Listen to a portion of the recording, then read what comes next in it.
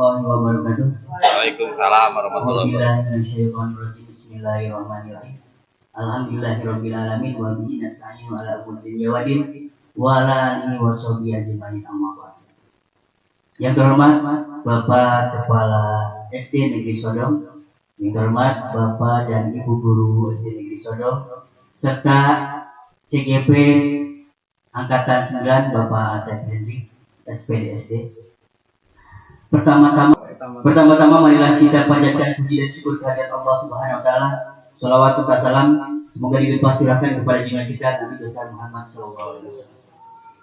Bapak dan Ibu yang saya hormati, alhamdulillah pada kesempatan hari ini kita dapat melaksanakan kegiatan pengibasan budaya positif yang akan disampaikan oleh rekan kita Bapak Asep Hendri SPDSD sebagai CGP Angkatan 9 Kabupaten Cianjur. Bapak dan Ibu yang kami hormati, untuk acara yang pertama yaitu sambutan atau sepatah kata yang akan disampaikan oleh yang terhormat Bapak Kepala SD Negeri Sodong kepada yang terhormat Bapak Ahmad dan Martiatna SPDSD. Disilakan.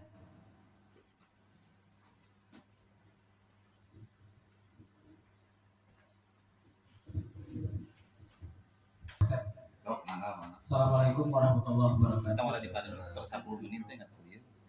Bismillah, alhamdulillah.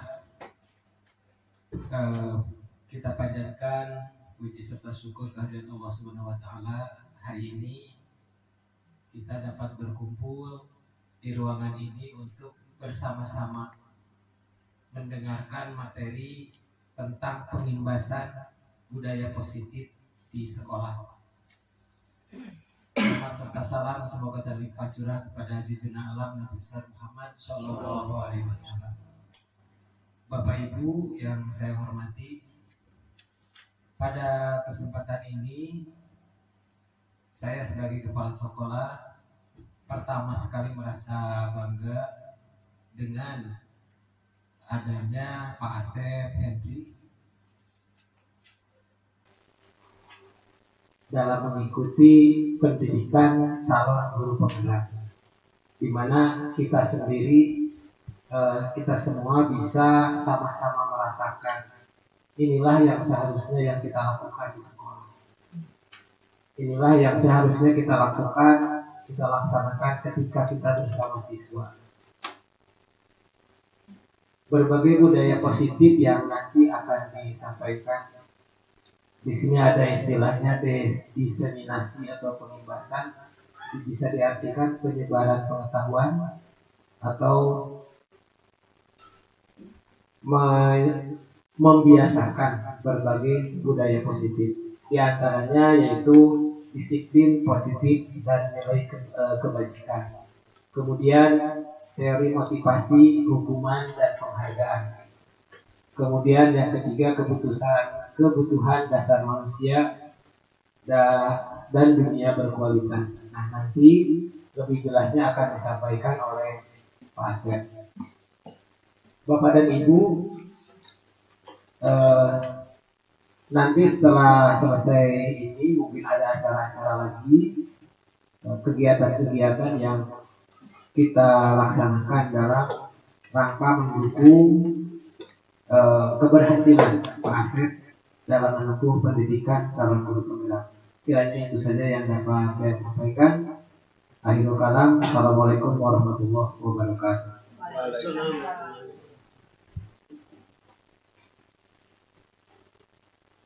Mengucapkan terima kasih kepada Bapak Kepala Sekolah yang telah menyampaikan sambutannya. Alhamdulillah, Bapak dan Ibu yang saya hormati, kita beranjak ke acara selanjutnya yaitu penyampaian materi pengimbasan budaya positif yang akan disampaikan oleh rekan kita Bapak Asep Hendri SPDSD. Pada Bapak Asep, disilakan. Assalamualaikum warahmatullahi wabarakatuh. Yang terhormat Bapak Kepala Sekolah serta rekan-rekan sejawat semua, saya ucapkan terima kasih atas kehadiran Bapak Ibu dalam kegiatan pengimbasan atau diseminasi tentang budaya positif. Bapak Ibu sekalian, pada kegiatan ini saya sebenarnya hanya untuk berbagi saja, kita sharing ya.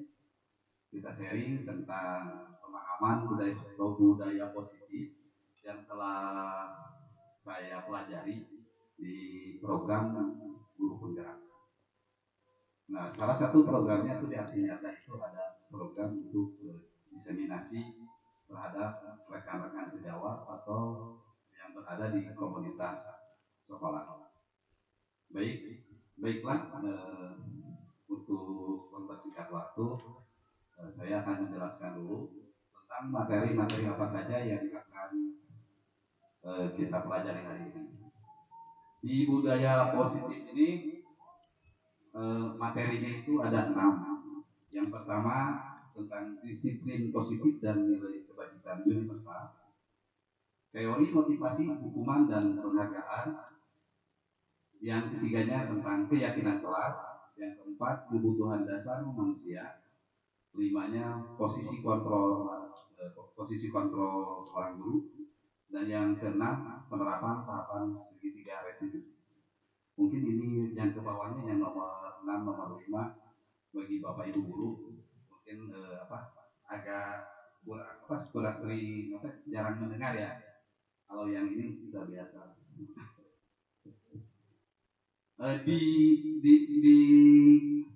Di acara ini Bapak Ibu nanti kita adakan sesi tanya jawab. Jadi tanya jawabnya supaya lebih efektif, kita kalau misalkan di per materi ada yang mau ditanyakan, boleh tanyakan langsung supaya nanti diskusinya lancar. Baik ya, kita lanjutkan. Disiplin positif. Disiplin positif itu apa?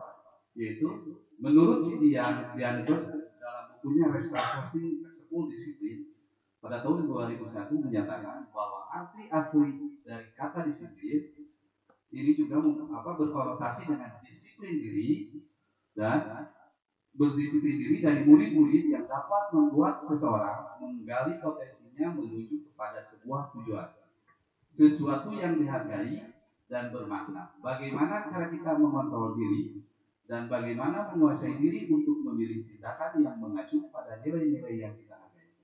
Dengan kata lain, seseorang yang memiliki disiplin diri berarti mereka bisa bertanggung jawab terhadap apa yang dilakukannya, karena mereka mendasarkan tindakan mereka pada nilai-nilai kebajikan universal. Perlu Bapak Ibu ketahui apa yang dimaksud dengan kebajikan universal. Kebajikan universal itu artinya nilai-nilai yang bisa diterima oleh semua umat manusia. Artinya tidak melihat perbedaan ras, agama atau bangsa. Karena nilai-nilai ini berlaku umum. Salah satu contohnya yaitu yang sekarang kita digembor-gemborkan itu kan tentang di kurikulum merdeka ya, dimensi profil pelajar Pancasila. Yaitu yang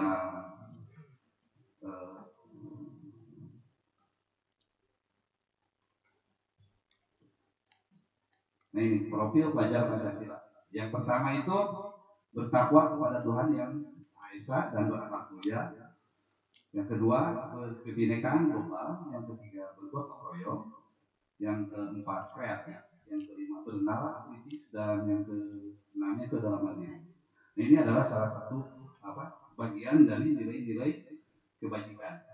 Dan ini yang kita lanjutkan. Nah, di sini ada tentang teori motivasi. Sebentar. Nah, ini disiplin positif. Di disiplin positif yang akan kita pelajari hari ini adalah tentang ada teori kontrol atau teori pilihan. Teori ini berdasarkan dari pemikiran Dr. William Glasser. Nah, di sini kita dibagi ada beberapa bagian, yaitu ada makna disiplin, terus semua teori motivasi, 5 posisi kontrol, dan 5 kebutuhan dasar manusia. Nah, ini saling berhubungan, saling keterkaitan, apalagi kita sebagai seorang pendidik. Oke, kita lanjutkan. Apa makna disiplin? Artinya belajar kontrol diri, menggali potensi kita, agar tercapai tujuan mulia, yaitu menjadi seseorang yang kita inginkan berdasarkan nilai-nilai yang kita hargai. Nah, apa maknanya? Anda tidak bisa mengontrol orang lain, hanya Anda sendiri yang bisa mengontrol diri Anda. Jadi maksudnya ini, kita sebagai guru dan sebagai manusia ya, kita tidak bisa mengontrol orang lain. Kita hanya bisa memberikan informasi saja, hanya bisa memberikan informasi, tapi tidak bisa mengendalikan orang itu. Nah, pertanyaannya, siapakah yang bisa mengendalikannya? Yaitu diri sendiri. Intinya ke sana. Nah, kita kembalikan lagi kita sebagai seorang profesi, sebagai seorang pendidik, kita kan kesehariannya berarti mengajar atau mendidik anak-anak setiap hari. Nah, sebagai seorang pendidik, walaupun pada dasarnya manusia itu tidak bisa mengontrol orang lain, tetapi kita bisa memberikan bimbingan. Kembalikan lagi kita sebagai seorang profesi, sebagai seorang pendidik, kita kan kesehariannya berarti mengajar atau mendidik anak-anak setiap hari. Nah, sebagai seorang pendidik, walaupun pada dasarnya manusia itu tidak bisa mengontrol orang lain, tetapi kita bisa memberikan bimbingan atau memberikan arahan kepada murid-murid mana yang jalan yang baik atau mana jalan yang kurang baik.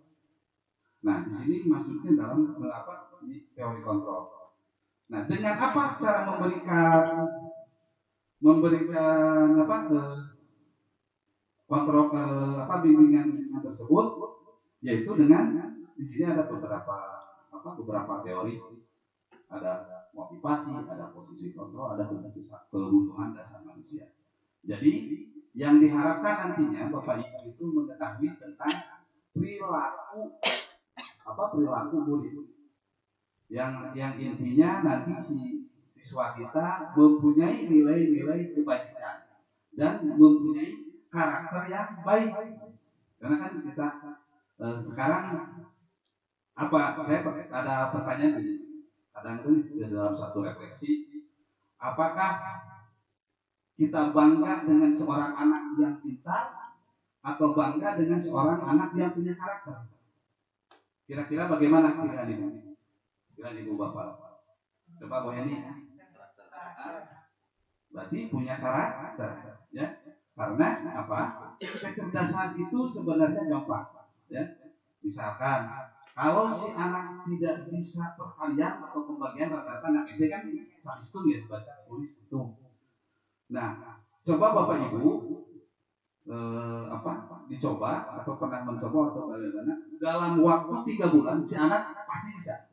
Contohnya, kalau ada kegiatan biasanya mau naikkan kelas samanan ya. Nah, kalau di samanan itu kan biasanya tari-tarian atau puisi atau yang anak asalnya 0, ketika disuruh saja kasih waktu 1 bulan, nanti dari 0 itu bisa kelihatan dan bisa tampil di panggung dengan rasa percaya yang tinggi. Artinya apa? Bahwa kecerdasan itu bisa ditanamkan dengan begitu cepat. Tapi kita kembalikan lagi ketika si anak nih, Bapak Ibu, sekarang contohnya begini. Anak mulai masuk kelas 1. Mulai kelas 1 masuk dalam barisan. Biasanya anak kan suka baris ya. Kalau mau masuk. Terus dinilai. Apa yang terjadi? Biasanya apa? Coba. Ayo. Anak mulai ini dibariskan nih. Pertama nih masuk. Coba dari baris saja dulu. Apa yang terjadi? Sementara belum mengikuti aturan. Masih bebas mengikuti keinginan. Saling dorong. Saling dorong, benar ya. Saling dorong, sing sedap lah orang Sunda itu. Terus lanjut lagi.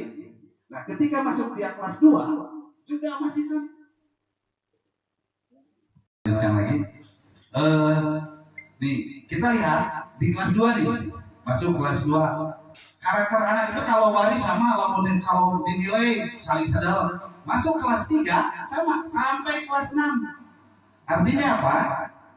Nah, di situ ada penilaian karakter. Misalkan mulailah dari yang sedikit dulu, antri dulu atau apa. Nah, di kelas 1 anak baru bisa nulis papageran, ya. Baca juga masih A, A, B, B kayak gitu. Kelas 6 udah pintar. Banyak pintar kelas 6 mah. Biasanya si anak tuh nulisnya udah cepat, bacanya udah cepat. Tapi ada yang tidak berubah. Atau berubahnya hanya sedikit. Apa? Coba suruh baris, pasti disedangkan.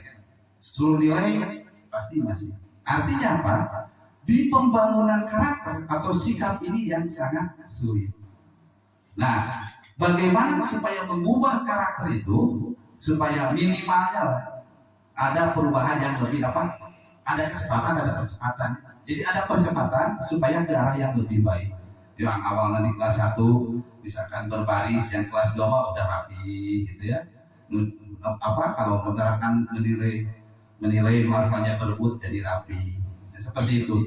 Bagaimana caranya? Yaitu dengan kita harus tahu posisi dengan teori-teori seperti ini. Ini yang bisa kita terapkan. Kalau menurut saya di teori-teori ini sangat menarik karena kita bisa mengetahui tentang karakter psikologis anak. Ya. Nanti di teori selanjutnya bisa saya terangkan. Nah, jadi intinya makna disiplin itu adalah belajar kontrol diri dengan menggali potensi kita agar tercapai tujuan yang mulia, yaitu sesuatu menjadi seseorang yang kita inginkan berdasarkan nilai-nilai yang kita hargai. Jadi intinya itu dimaknai dimakna di sini. Baik. Di sini ada semua perilaku memiliki tujuan. Artinya apa? Semua perilaku memiliki tujuan. Artinya ketika seseorang melakukan sesuatu itu pasti ada tujuannya. Biasanya kalau anak kecil mah biasanya kan ingin diperhatikan, ya, ingin ada punya power penguasaan ke teman-temannya.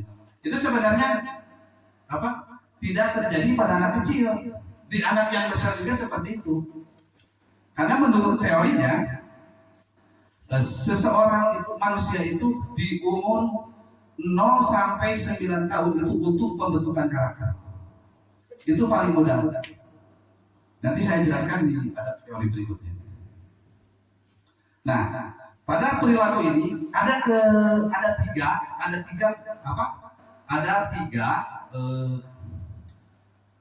kemampuan manusia itu ada 3, yaitu yang pertama untuk menghindari hukuman,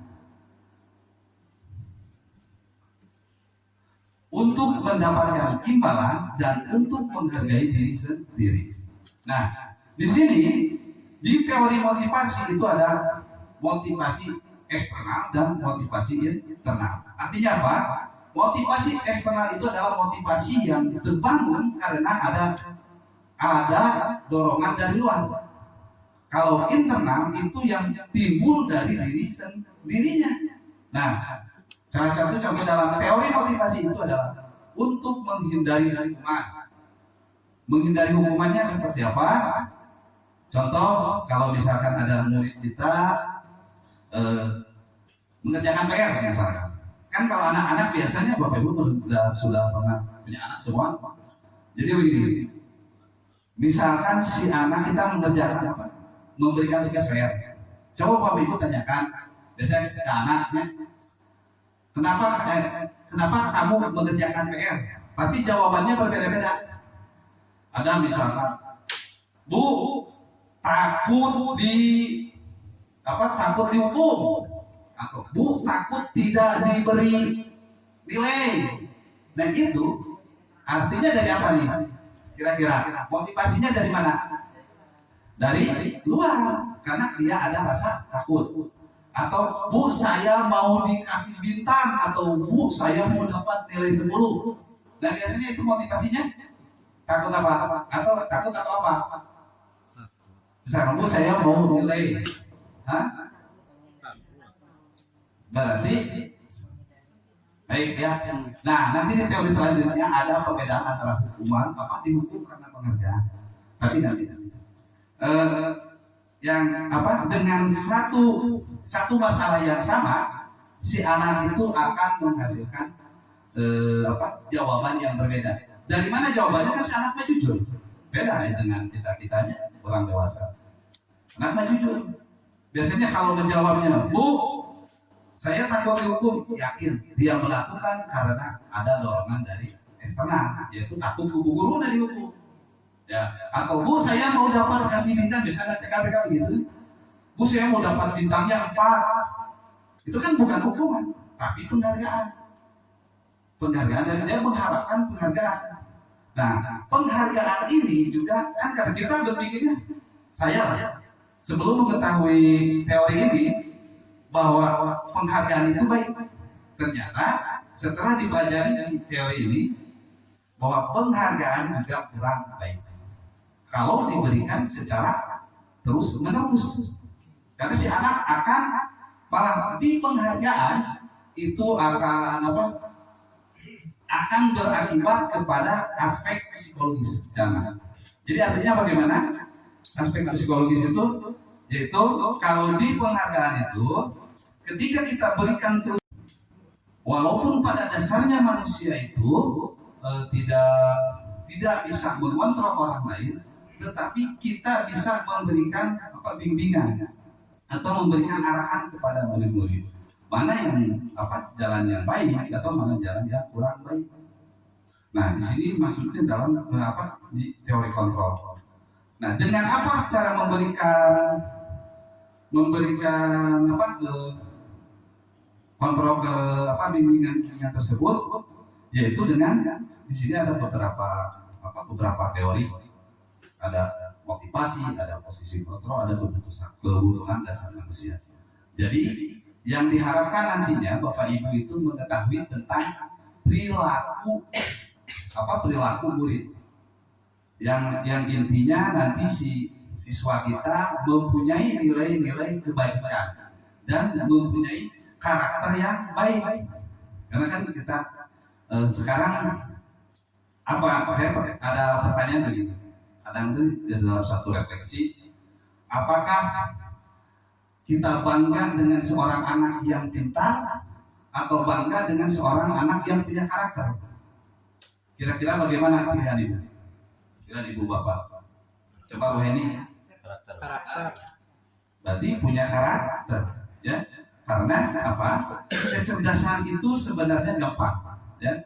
Misalkan kalau si anak tidak bisa perkalian atau pembagian, rata-rata anak SD kan calistung ya, baca tulis hitung. Nah, coba Bapak Ibu dicoba atau pernah mencoba atau bagaimana dalam waktu 3 bulan si anak pasti bisa. Contoh nih, kalau ada kegiatan biasanya mau kenaikan kelas samenan ya. Nah, kalau di samenan itu kan biasanya paritayang atau apalah ya, puisi atau yang anak asalnya 0, ketika disuruh saja kasih waktu 1 bulan, nanti dari 0 itu bisa kelihatan dan bisa tampil di panggung dengan rasa percaya yang tinggi. Artinya apa?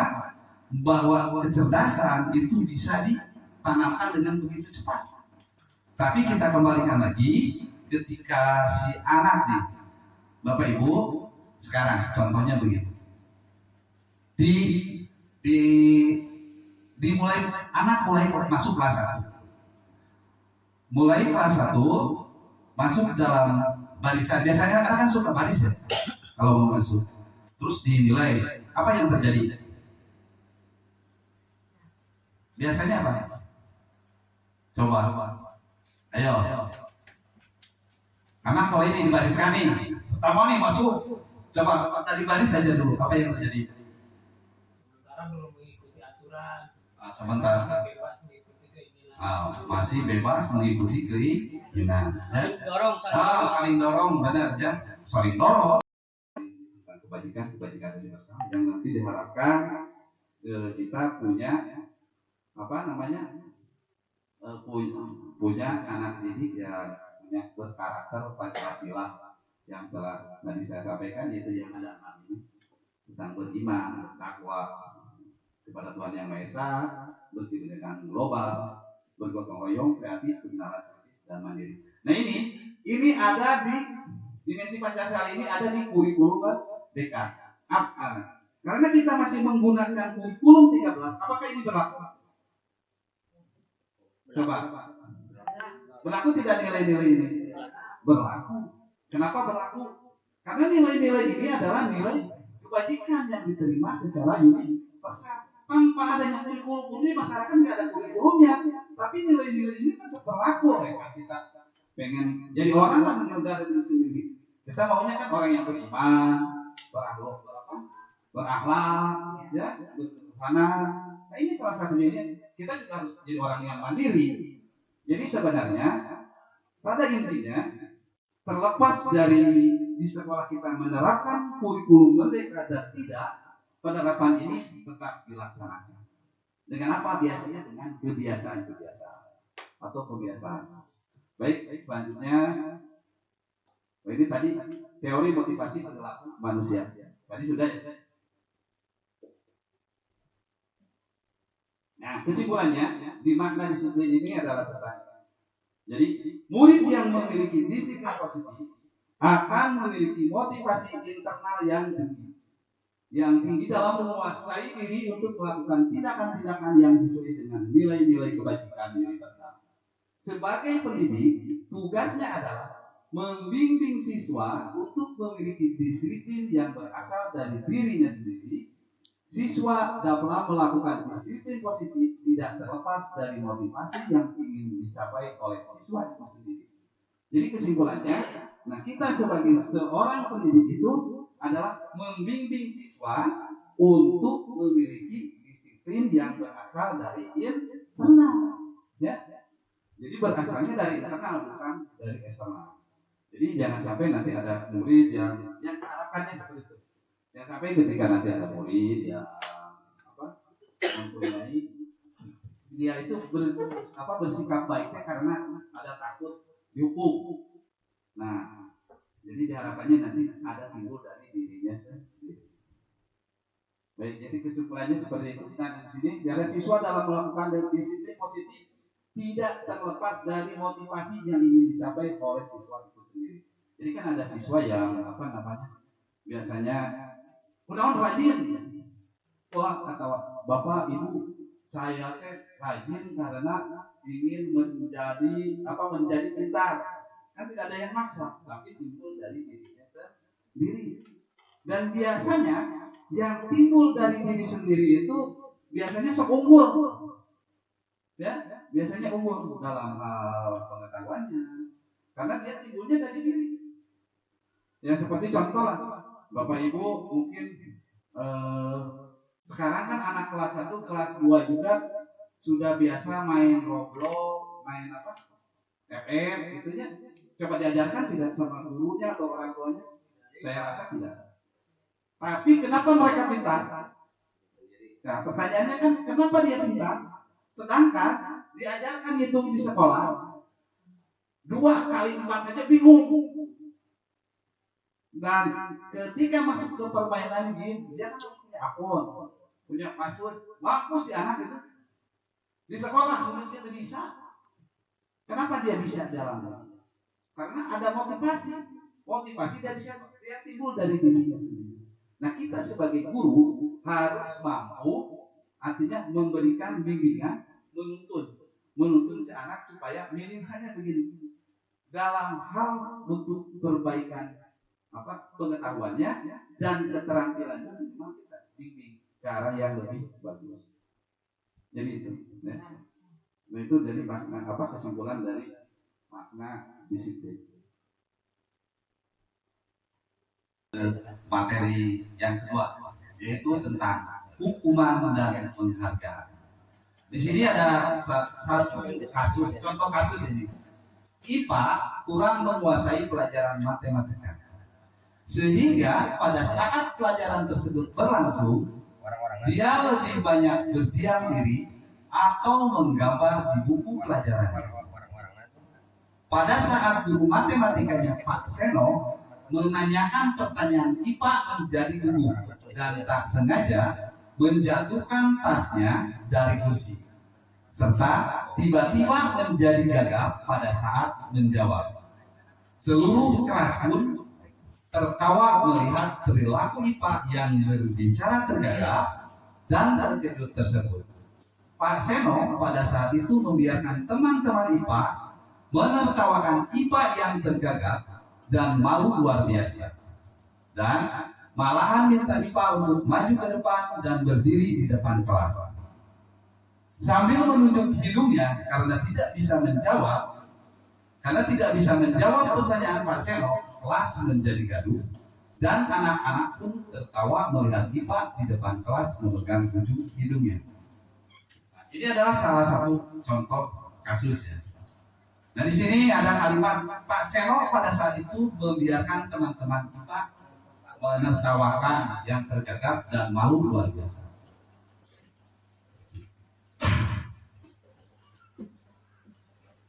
Nah, di kasus ini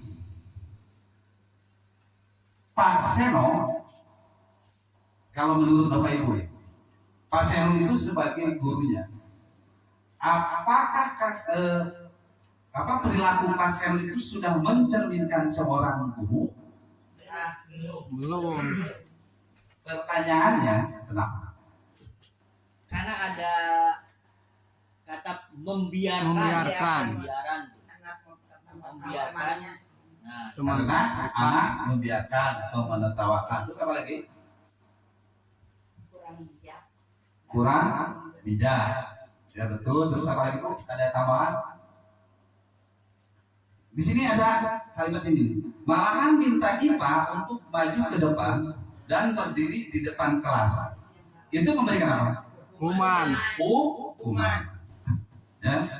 Jadi baik ya, sebelum nanti kita bongkar di kasus ini dengan materi selanjutnya, benarkah hukuman?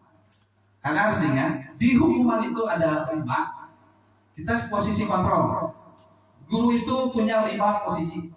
Yang pertama itu sebagai penghukum, yang kedua pemberi rasa bersalah, yang ketiga sebagai teman, yang keempat sebagai pemantau, yang kelimanya adalah sebagai manajer. Nanti kita ada kasus ini aja, ya. Ini satu kasus ketika si muridnya tidak bisa, malah dia tertawakan, didiamkan, terus malah diberi hukuman, suruh ke depan. Di posisi mana kan nanti Pak Seno?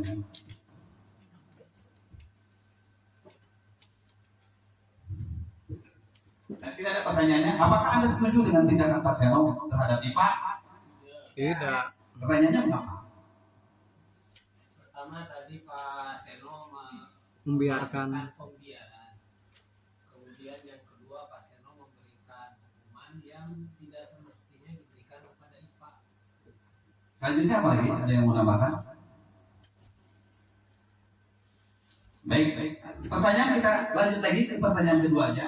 Menurut Anda, tindakan Pak Seno terhadap IPA adalah sebuah hukuman atau konsekuensi? hukuman. Pertanyaannya berarti sudah terjawab tadi ya, karena dia memberikan. Oke, baik. Nah, di sini nih. Di sini ada gambaran tentang perbedaan antara hukuman, konsekuensi, dan restitusi. Dan tadinya di materi itu ada segitiga restitusi. Nah, di sini gambaran perbedaannya. Di sini ada tabel tentang identitas gagal dan identitas sukses. Apa yang dimaksud dengan identitas gagal? Masuk kemana nih antara hukuman, konsekuensi, dan restitusi? Jadi hukuman itu masuk dalam identitas gagal. Ada identitas sukses, yaitu tentang konsekuensi dan restitusi. Semua mempunyai efek. Dari ketiga ini ada efek. Saya jelaskan satu-satu. Hukuman akan mengakibatkan sesuatu yang menyakitkan bagi pelaku. Pelakunya kan biasanya ada pelaku, ada korban. Di sini hukuman itu diberikan kepada pelaku. Tapi secara efek psikologisnya dia itu akan sangat menyakitkan. Kalau diberikan sesuatu yang menyakitkan, apa yang akan terjadi pada diri sana? Dukung. Bener. Coba. Bener. Rontak, terus apa lagi? Marahnya. Dan yang paling parah merasa dendam. Jangan anggap anak-anak kita yang hukum kita hari ini nanti sampai ketika sudah dewasa pasti ingat. Kenapa? Apapun yang diterima manusia, kan manusia itu pada dasarnya ada alam sadar, ada bawah sadar. Ya. Nah, pembagiannya berapa? Alam sadar itu 12%, bawah sadar 88%. Yang 12% itu adalah yang bisa kita kontrol. Contoh, bisa kita kontrol, kita bisa makan, saya bisa memberikan materi, ini alam sadar. Yang 12%, 88% ya itu di bawah kontrol kita. Nah, yang 88% ini kalau diibaratkan komputer, memorinya itu 88 tidak bisa kita kontrol. Sifat negatif diterima, sifat positif juga diterima. Apapun yang diterima dia akan simpan. Nah, itu yang mempengaruhi perilaku manusia. Nah, biasanya di usia 0 sampai 9 itu paling rawan. Jadi di teorinya kan ada. Di teori filosofi HD itu ada tentang wiragawirama. Nah, kalau kita memberikan hukuman, misalkan anaknya kelas 3 atau kelas 4, hari ini dia tidak bisa melawan. Tapi kan ada dendam nih. Tapi akan timbul nanti ketika dia punya kuasa, ada kekuatan. Karena tidak bisa ke gurunya melawan, akhirnya apa? Kan ada dendam.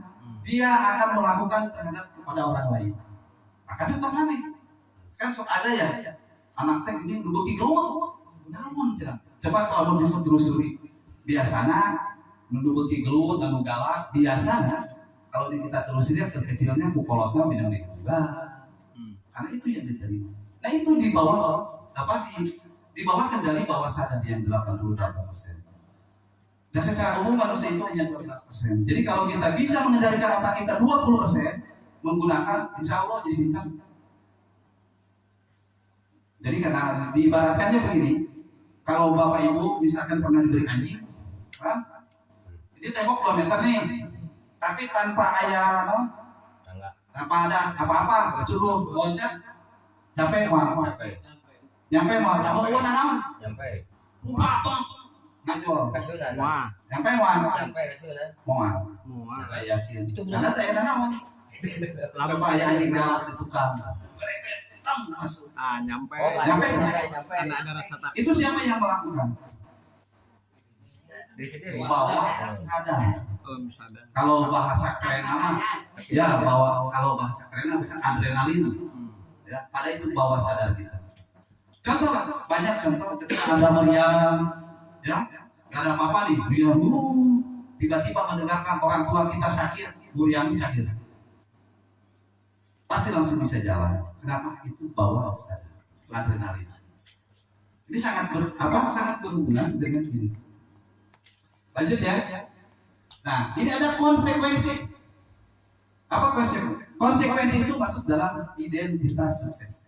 Artinya, ketika kita melaksanakan ini, kita akan menjadikan kesuksesan bagi anak. Ini di sini ada sesuatu harus terjadi. Terus restitusi merupakan pilihan. Pilihan dari mana? Yaitu dari restitusi. Kalau konsekuensi ada beda.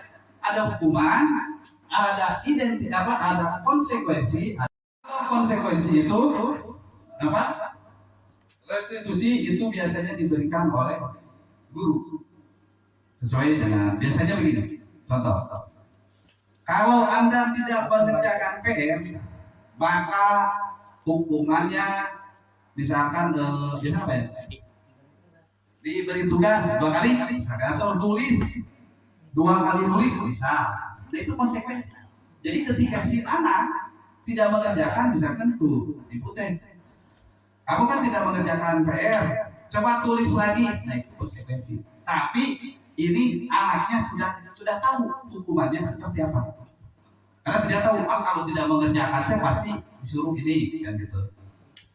Beda dengan hukuman. Kalau hukuman tidak direncanakan secara spontan. Kalau hukuman, kalau konsekuensi ada perencanaan. Dan jadi si anak ketika melanggar tahu konsekuensinya apa, tahu. Ya. Terus restitusi. Nah, restitusi itu adalah pilihan dari seorang, dari anak. Guru hanya memfasilitasi. Itu perbedaannya ya.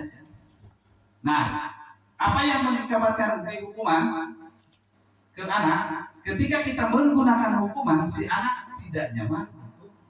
Tidak nyaman untuk jangka waktu panjang. Jadi si anak itu pasti ingat. Misalkan kalau SMP ya, si anak telat pakai sepatu, suruh keliling lapangan olahraga dan suruh lapangan botak, bakal ingat.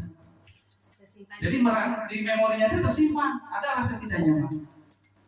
Nah, di konsekuensi juga mengakibatkan ketidaknyamanan. Tapi ada tapinya dalam jangka pendek. Kenapa? Karena dia tahu konsekuensi apa yang akan diterima. Jadi sudah tahu. Kalau si anak terlambat bisa, si anak terlambat hukumannya apa? Misal duduknya paling kalau sering ke WC banyak ya kejadian dan pastilah banyak. Nah itu teh harusnya dikasih tahu. Kalau bapak ibu misalkan ngasih tahu begini, biasanya secara anak-anak, kalau anak-anak tidak mengerjakan PR, maka hukumannya tidak akan akan menulis lagi pekerjaannya di sekolah. Kan konsekuensinya. Terus selanjutnya, nah ini di restitusi menguatkan murid dalam jangka waktu panjang. Artinya, ketika kita menerapkan restitusi, jadi si karakter anak itu akan lebih kuat ketika nanti ke masa depan. Itu ya. Nah, yang ininya di hukuman korban mendapatkan keadilan. Bagaimana korban mendapatkan keadilan? Artinya, kalau biasanya anak kan galau, kalau biasanya mah anak-anak SD mah kejadian-kejadian seperti apa? Biasanya pertengkaran atau anak SD biasanya kan gitunya, biasanya anak laki-laki dah ada perempuan sampai nangis karena perempuan nanti berarti korban ya. Nah kan ke bapak ibu guru dipanggil, diberilah hukuman si pelaku. Nah akan merasa puas nih si korban, tapi pelakunya akan merasa apa? Ada menyakitkan. Kalau diberi hukuman itu tetap ada. Nah, di konsekuensi korban bisa diabaikan. Artinya apa? Si korbannya mah tidak diabaikan, yang penting si pelakunya. Nah, di restitusi korban mendapatkan ganti. Contoh, misalkan si anak pinjam atau hilang yang pinjam nanti. Nah kan biasanya ke guru lah. Nah nanti kita akan coba anak, misalkan coba kira-kira kalau kalau kamu menghilangkan barang orang lain, apa yang akan kamu lakukan? Jadi di restitusi bukan ini kalimatnya sama nih.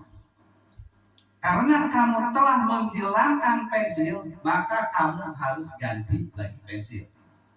Itu masuk mana? Konsekuensi restitusi apa hukuman? Konsekuensi. Nah, kalau restitusi bagaimana? Karena kamu telah menghilangkan pensil orang lain, apa yang akan kamu lakukan? Siapa yang ngomong ganti? Anak. Jadi itu timbulnya dari diri sendiri. Ya. Nah itu perbedaannya. Jadi kita kan guru sebab tidak menghukum. Siapa yang mengganti murid? Siapa yang ngomongin mau ganti? Murid. Tapi kalau hukuman, karena kamu telah menghilangkan pensil, maka sama ibu kamu harus mengganti. Ya itu bentuk hukuman. Dan biasanya hukuman dengan verbalnya biasanya yang pertama nih prinsip hukuman. Matanya melotot. Yang pertama matanya melotot. Yang kedua tangannya menunjuk. Kamu telah ini. Dengan kalimat yang sama pun akan mempunyai perbedaan. Kalau di restitusi dan konsekuensi biasanya nadanya datar. Kita sebagai guru itu datar. Jangan terpancing emosi. Gitu. Baik, kita lanjut. Nah ini ke sini ya. Nah, hukuman itu berakibat negatif. Konsekuensi netral dan restitusi positif. Kenapa restitusi positif? Karena restitusi itu menguatkan. Ya sifatnya itu. Nah ini ada kalimat contoh kalimat di hukuman. Awas kalau dilakukan lagi ya, nanti awas kamu. Kan kalimatnya pasti matanya pasti melotot guru. Tangannya pasti begini. Dan kan dengan kalimat ini banyak. Awas kalau dilakukan kan seperti itu. Pastilah kalimatnya ada penekanan. Di netral, lakukan apa yang saya katakan. Coba lakukan apa yang saya katakan. Bahasanya datang. Terus di restitusi, apakah hal ini yang sesungguhnya ingin kamu lakukan? Jadi di cara verbalnya juga sudah berbeda di kalimat-kalimat. Nah ini di hukuman itu ada mode paksaan. Apa yang dimaksud dengan mode paksaan? Yaitu ya tadi kalau anak misalkan kesiangan, kamu jangan masuk hari ini, balik lagi aja. Nah, itu kan paksaan. Padahal si anak sudah semangat dari sananya.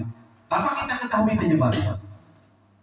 Apakah si anak kesiangan atau sengaja kesiangan atau di rumahnya ada? Nah kita sebagai guru harus tahu seperti itu. Terus ada di konsekuensi ada stimulus respon. Artinya apa? Memberikan rangsangan. Ya dorongan. Betul. Terus di sini ada teori kontrol. Ya. Teori kontrol itu yang ada 3 tadi. Yang dibagi 2 yaitu motivasi eksternal dan internal. Yang ada mulai dari dirinya sendiri. Yang internal itu kan mulai dari diri sendiri. Kalau eksternal karena ada paksaan dari atau dorongan dari pihak luar.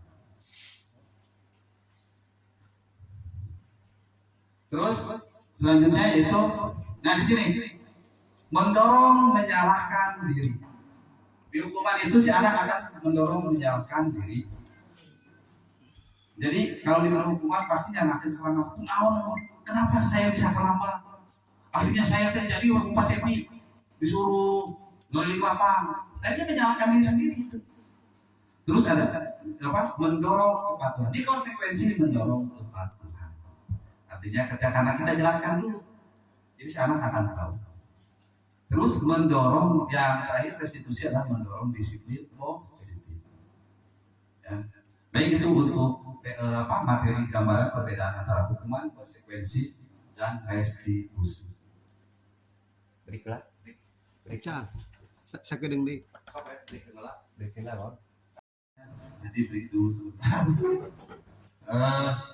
Jadi kesimpulannya dari yang tadi itu antara hukuman, konsekuensi, dan restitusi itu adalah hukuman bersifat satu arah dari pihak guru yang memberikan dan murid hanya menerima. Suatu hukuman tanpa melalui suatu kesepakatan atau pengarahan dari pihak guru baik sebelum atau sesudahnya, yang seperti telah saya paparkan tadi. Dan kalau konsekuensi itu sudah terencana, artinya direncanakan dulu atau sudah disepakati. sudah dibahas dan disetujui oleh murid dan guru. Umumnya bentuk-bentuk konsekuensi dibuat oleh pihak guru. Dan murid sudah mengetahui sebelumnya konsekuensi apa yang akan diterima bila ada pelanggaran. Itu tentang konsekuensi. Kita lanjut lagi ke restitusi. Jadi kesimpulannya, restitusi itu adalah membantu murid menjadi lebih memiliki tujuan disiplin positif dan memulihkan dirinya setelah berbuat salah. Penekanannya bukanlah pada bagaimana berperilaku untuk menyenangkan orang lain atau menghindari ketidaknyamanan. Namun tujuannya adalah menjadi orang yang menghargai nilai-nilai kebajikan yang mereka percaya. Artinya timbul dari diri sendiri. Kita lanjut. Bapak Ibu, di sini ada yang biasa saya lakukan sebagai seorang pendidik. Di sini ada tindakan guru. Mencatat 100 kali di dalam buku kalimat. Saya tidak akan terlambat lagi. Biasanya ini ditujukan kepada murid yang terlambat. Pilihannya hukuman atau konsekuensi. Lari mengelilingi lapangan basket 2 kali karena terlambat hadir di sekolah. Membersihkan coretan yang dibuatnya di meja tulis. Murid diminta untuk push up 15 kali karena tidak menggunakan masker ke sekolah. Menggantikan kertas tugas teman yang telah dicoret-coret. Berjemur di lapangan basket pukul 12 siang karena mengobrol dengan teman. Murid diminta bertelanjang kaki sepanjang hari karena tidak menggunakan sepatu warna hitam sesuai peraturan sekolah. Kira-kira. Yang pertama apa? Coba yang pertama apa? Saya tidak akan terlambat lagi. Saya tidak akan terlambat. Mencatat 100 kali. Konsekuensi. Kira-kira hukuman apa konsekuensi? Hukuman. Ada hukuman, ada konsekuensi, nggak apa-apa. Baik. Terus yang keduanya, lari mengelilingi lapangan. Hukuman. Yang ketiga, membersihkan meja yang dicoret-coret. Konsekuensi. Konsekuensi apa hukuman? Murid diminta push up 15 kali. Hukuman. Menggantikan kertas tugas. Konsekuensi. Yang ini? Berjemur. Yang ini? Hukuman. Kita buka. Benarkah? Oh benar. Betul. Saya tidak terlambat lagi hukuman. Ya. Menggantikan. Kenapa ini konsekuensi? Membersihkan coretan. Yang Karena dikerjakan lagi sendiri. Ayo apa? Dikerjakan sendiri. Dia yang mencoret-coret, dia juga yang Karena dia yang melakukan, dia yang artinya ada nilai tanggung jawab. Tanggung jawab. Nah itu konsekuensi. Nah ini menggantikan kertas tugas. Kenapa? Konsekuensi karena adalah sama. karena korbannya diberi ganti. Ya, itu. Yuk kita lanjut. Nah ini materi ketiga yang kita. Nah di sini biasanya kita seorang pendidik selalu ada salah miskonsepsi, artinya salah persepsi, salah pengertian. Ya, ini nih. Saat kita berulang kali, ini menurut Alfikon, seorang psikiater. Saat kita berulang kali menjanjikan hadiah kepada anak-anak akan berperilaku bertanggung jawab atau kepada seseorang murid agar mempelajari sesuatu yang baru atau kepada seorang karyawan agar melakukan pekerjaan yang berkualitas, kita sedang berasumsi mereka tidak dapat melakukannya atau mereka tidak akan memilih untuk melakukannya. Ini dari teori Alfikon. Nah, dihukum oleh penghargaan seperti yang sebelumnya saya telah paparkan tadi, ya, ketika implementasinya kepada seorang murid. Dihukum kepada penghargaan itu di sini ada beberapa akibat. Yang pertama, pengaruh jangka pendek dan jangka panjang. Yang kedua, penghargaan tidak efektif. Yang ketiga, penghargaan merusak hubungan. Yang keempat, penghargaan mengurangi ketepatan. Kelimanya, penghargaan mematikan kreativitas. Yang keenam adalah penghargaan itu sama dengan menghukum. Baik. Penghargaan dapat berpengaruh jangka pendek atau jangka panjang. Di sini ada penghargaan efektif jika melakukan sesuatu yang kita inginkan dalam jangka waktu pendek. Artinya apa? Ketika kita implementasinya di sekolah kepada anak-anak, misalkan kalau di akhir tahun biasanya kan juara 1, 2, 3 ya, dikasih apa? Hadiah. Tapi jangan lupa ketika kita mengasih hadiah untuk 1, 2, 3, siapa yang merasa tersakiti? Yang tidak mendapatkan Apa? Coba 1, 2, Apa? coba 1, 2, 3, siapa yang tidak tersakiti? Yang keempat. Yang keempat. Kenapa yang keempat? Padahal nilainya hanya beda 0, ya. Oh, pasti jadi hati. Nah itu. Jadi sangat menyakitkannya memberikan penghargaan. Tapi apa kita bisa memberikan? Bisa, karena itu berlaku jangka pendek. Kalau untuk jangka panjang ya, yang nilainya 10 boleh keluar duluan gitu. nah itu. Yang nilai 10 boleh keluar duluan. Nah itu juga Ya pendek. jangka pendek. Jangan diberikan terus menerus. Kenapa? Kalau Bapak berikan terus menerus, maka nanti si anak akan berusaha dengan berbagai cara. Ya, jadi motivasinya berbagai cara kan bisa nanti konotasinya ke negatif. Itu juga kalau sekali-kali boleh, tapi jangan sering. Itu pengaruh jangka pendek dan jangka panjang. Baik, yang selanjutnya adalah penghargaan tidak efektif. Sesuatu penghargaan adalah suatu benda atau peristiwa yang diinginkan yang dibuat dengan persyarat. Hanya jika Anda melakukan hal ini, maka Anda akan mendapatkan penghargaan yang diinginkan. Artinya mana? Bagaimana? Si anak, misalkan, nih, kamu sering biasanya di kelas yang memberikan kita perintah nanti diberi penghargaan. Atau misalkan biasanya sih di kelas Mengisi di depan bor kelas. Misalnya Menyelesaikan soal. menyelesaikan soal, ya bagus. Dan siapa yang mau mengisi nanti dikasih permen, Bisa. atau biasanya tidak ada permen kan kita kan rumahnya, data ayah anggaran jangan beli permen, kasih tepuk tangan. Ya. Betul tak? Biasanya kan gitu ya. Siapa yang bisa menjawab kasih tepuk tangan? Apakah itu boleh?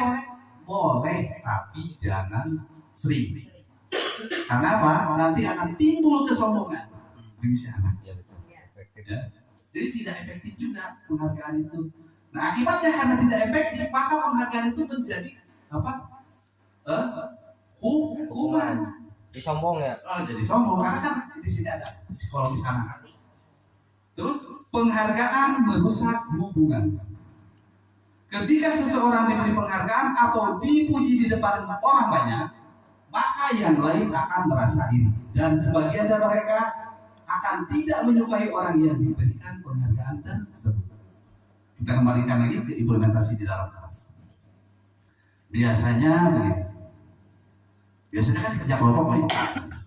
Siapa? Ya ke depan seperti tadi. Oh, tepuk tangan, kasih tepuk tangan.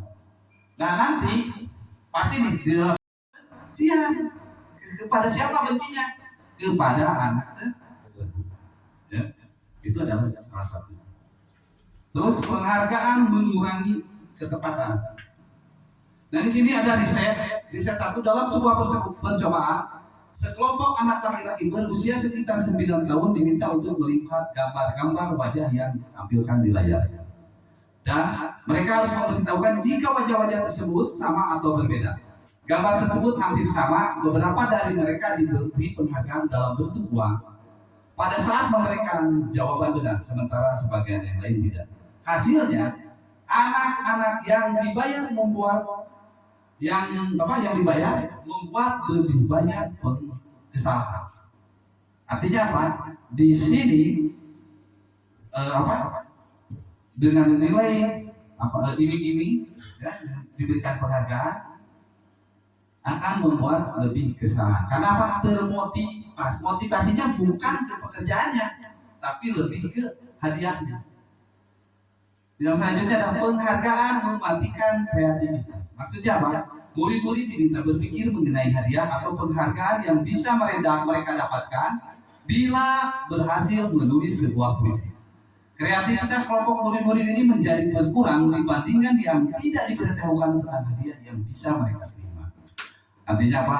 Kalau misalkan murid kita udah ada targetnya nih, nanti kalau bisa diberi hadiah, nuliskan ada gambar atau apa, nah itu juga akan memberikan efek mengurangi mematikan kreativitas. Karena apa?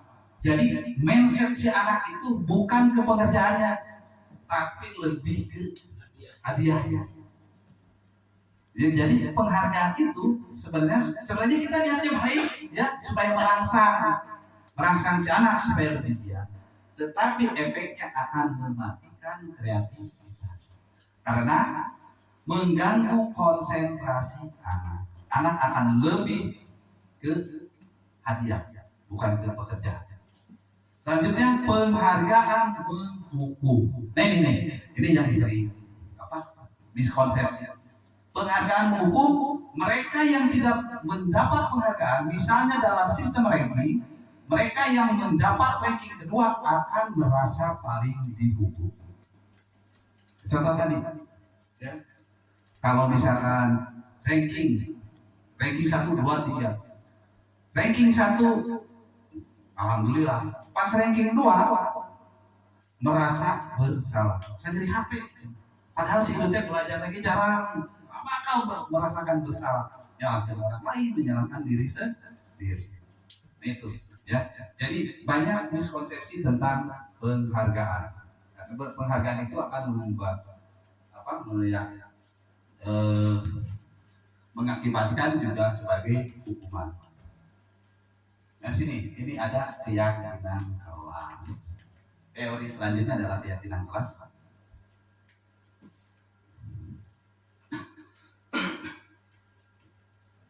Di sini ada kalimat, mengapa keyakinan kelas? Mengapa tidak peraturan kelas saja? Jawablah pertanyaan-pertanyaan berikut. Mengapa kita memiliki peraturan tentang penggunaan helm pada saat mengendarai kendaraan roda 2 atau motor? Kemungkinan jawaban Anda adalah keselamatan. Atau biasanya bukan membeni. Biasanya begini Takut polisi. Oh, biasanya takut polisi. Ya. Takut polisi, benar. Tapi ini keselamatan itu ada perbedaan. Dengan kalimat itu, artinya kalau Anda menjawab takut polisi, Anda takut dihukum. Karena ada nilai ketakutan. Tapi kalau keselamatan, coba berbicara keselamatan dari siapa? Dari diri sendiri. Karena kalau celaka polisi kita bisa nanggung. Ya. Nah, mengapa kita memiliki peraturan tentang penggunaan masker dan mencuci tangan setiap saat? Kemungkinan jawaban Anda, coba tahu, kesehatan atau keselamatan. Tapi biasanya apa? Mengapa Anda memakai masker? Kesehatan. Hah? Ayo. Kesehatan berarti. Ada yang menjawab naon? Debu. Karena dulu zaman Covid takut virus kan gitu. Nah kalau Anda misalkan tadi takut terkena debu jadi penyakit, maka itu adalah timbul dari diri sendiri. Keyakinan. Masuknya keyakinan apa? Keyakinan.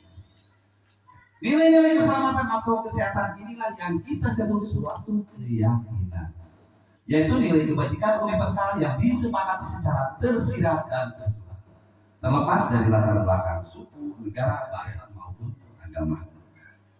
Nah, kita kembali lagi. Kenapa tidak peraturan tapi keyakinan kelas.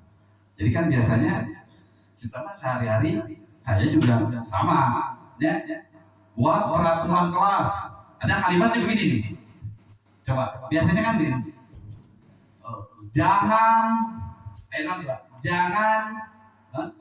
Jangan mengotori kelas. Benar tidak? Biasanya dua kalimatnya. Coba kalimat aja dari kalimat. Coret-coret tinggi. Jangan apa? Coret-coret dinding. Langsung apa lagi? Contoh. Jangan meludah di dalam kelas. Jangan meludah dalam kelas. Apa lagi? Jangan membuang sampah dalam kelas. Nah, kalimat itu peraturan atau keyakinan? Peraturan. Kenapa peraturan? Ayo. Karena ada kata jangan. Karena ada kata jangan. Ke yang lain? Jangan mau melarang. Kata jangan. Baik ya. Kalau peraturan tidak boleh berambut panjang. Tidak boleh berambut panjang. Itu peraturan.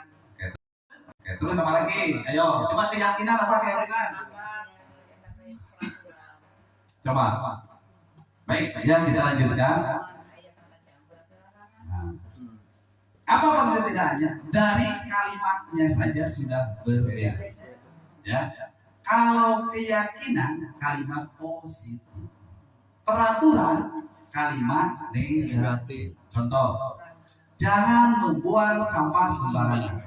Artinya kalimatnya negatif. Sedangkan kita dituntut sebagai petani di alam bawah sadar itu kalimat negatif. Kalau bisa jangan sering masuk. Ya. Dan sampai sekarang bisa masuk. Di contoh, Anda ketika menyebutkan air mineral, aqua, pasti di otak air mineral air botol aqua. Padahal yang diberi nama Tirta atau apa ya, Ades, ya gitu ya. Nah itu kenapa? Karena udah masuk mindsetnya di bawah alam sadar kita apa padahal nggak pernah tinggal berarti cair nang gitu. Nah sama dengan ini kita balik lagi ke sini. Ketika kita buat peraturan jangan atau dilarang itu negatif, maka akan masuk ke alam bawah sadar. Nah perbedaan yang keyakinan itu adalah kalimat positif. Kembali lagi tadi contohnya. Jangan membuang sampah sembarangan. Itu kalimat positif. Tetapi di keyakinan, contohnya dengan kebersihan apa? Jangan membuang sampah sembarangan. Kita ganti, jagalah kebersihan. Sebaiknya membuang sampah pada tempatnya. Gitu, ya. Jangan terlambat. Itu kata negatif. Di keyakinan kita ganti dengan apa? Ayo. Buanglah sampah pada tempatnya. Jangan terlambat. Jangan terlambat. Apa? Datangnya awal-awal. Hah? Ayo. Jangan datang tepat waktu. Ya. Jangan bertengkar. Ayo. Itu di peraturan. Jangan bertengkar. Ketika di keyakinan kelas kalimat ini kita ganti dengan positif. Jagalah kerukunan. Saling menyayangi. Saling menghargai. Itu adalah keyakinan. Jadi ada perbedaan. Ketika nanti si anak, nah itu harusnya ditempelkan. Kan tempelkan jadi kebaca tiap hari. Saling menghargai, ya, datang tepat waktu. Nah itu dengan pembacaan itu maka akan menjadi terus menjadi mindsetnya akan berubah secara perlahan. Keyakinan kelas hasilnya itu bukan hari ini dibuat tahun depan tinggali, tapi akan terus berlanjut. Ya seperti tadi, ketika Anda menyebutkan botol air mineral, maka yang tersirat langsung aja jawab aqua, padahal yang diminumnya air gelas. Ades itu kan. Meser aqua atau beli aqua, tapi murah. Nah sama ya dengan peraturan keyakinan kelas tadi. Datang tepat waktu ketika si anak baca maka akan di memorinya akan tersimpan. Ketika memorinya tersimpan maka menjadi akan kebiasaan. Sebuah kebiasaan terjadi karena pembiasaan dan berjalan secara konsekuen. Jadi tidak bisa hanya instan, hanya mie instan hanya bisa aja. Jadi sesuatu juga tetap harus ada proses. Ya, baik. Lanjut lagi. Ini apa? Yang mana yang merupakan keyakinan kelas? Nih, kesepakatan kelas. Artinya ini keyakinan kelas yang harus kita minimal ya diubahlah di dalam kelasnya ya. Ada kalimat ini. Menjaga kebersihan sekolah, berdoa sebelum dan sesudah kegiatan. Ini adalah kalimat-kalimat contoh kalimat positif. Ya, aktif dalam pembelajaran. Nah ini ditempelkannya di mana? Di kelas. Di kelas yang biasa terlihat. Tong disebutkan di mana saja. Yang penting setiap anak ketika masuk dalam kelas minimal baca. Kalau mau dibaca harus bagaimana? Biasanya. Kalau mau dibaca oleh anak harus menarik, ya, dibuatkan dengan menarik atau tongku kertas bodas wae gitu. Kertas bodas kan bosan kan anak teh. Kemudian buku tulis, nanti dibikinlah makanan ada styrofoam supaya lebih menarik. Nanti terbaca oleh anak. Baik ya. Dan di sini keyakinan kelas adalah nilai-nilai kebajikan bahwa menekankan pada keyakinan seseorang yang akan lebih memotivasi seseorang dari dalam. Seseorang akan lebih tergerak dan bersemangat untuk menjalankan keyakinannya daripada hanya sekedar mengikuti serangkaian peraturan tertulis tanpa makna. Sekarang pertanyaannya, keyakinan kelas dibuat oleh siapa? Guru dan Oleh siswa. siswa dan guru. Oleh siswa dan guru. Karena ini harus sepakat, ya. Kan namanya keyakinan. Di sini bukan keyakinan beragama, tapi ini keyakinan bahwa di dalam kelas harus dibuat oleh siswa dan guru sesuai kesepakatan. Bisa. Terus keyakinan kelas kalau bisa jangan dibuat terlalu banyak kalimatnya, minimalnya 4, paling banyak 7. Kenapa? Karena supaya mudah diingat. Apakah keyakinan kelas ini berlakunya ada jangka berlaku tidak? Atau bisa dirubah? Bisa dirubah kalau misalkan yang sudah diyakini itu sudah berjalan dengan baik. Kita ganti dengan kalimat yang lain. Betul ya. Jadi keyakinan kelas ini bisa dirubah. Misalkan seperti tadi datang tepat waktu. Kita lihat dalam beberapa bulan ini si anak-anak tidak ada yang terlambat nih. Harus membudaya. Kita ganti dengan yang kurang. Kira-kira apa lagi nih? Dan yakin pasti ada yang kurang. Karena pasti ada masalah ya. Jadi keyakinan kelas itu sifatnya bukan namanya tetap gitu. Bukan ya stagnan, tapi bisa berubah. Dinamis bukan statis ya. Sifatnya itu dinamis. Jadi bisa terjadi sesuai dengan kebutuhan. Karena kan sudah bisa kita ketahui di dalam kelas si anak terlalu paraseal.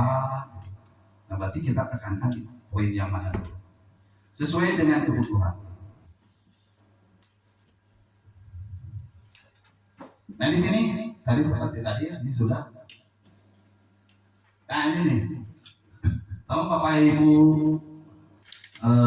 apa namanya?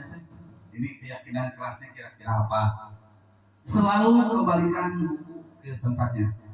Jadi gini supaya tidak bingung. Kan ada nilai-nilai kebajikan tuh.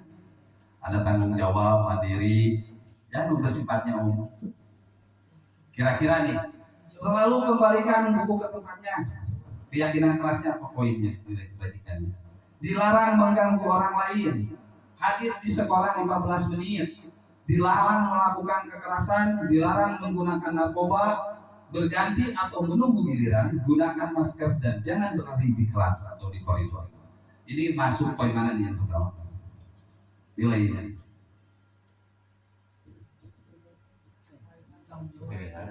Ayo. Ini masuk mana? Kira-kira nilai kebajikannya apa?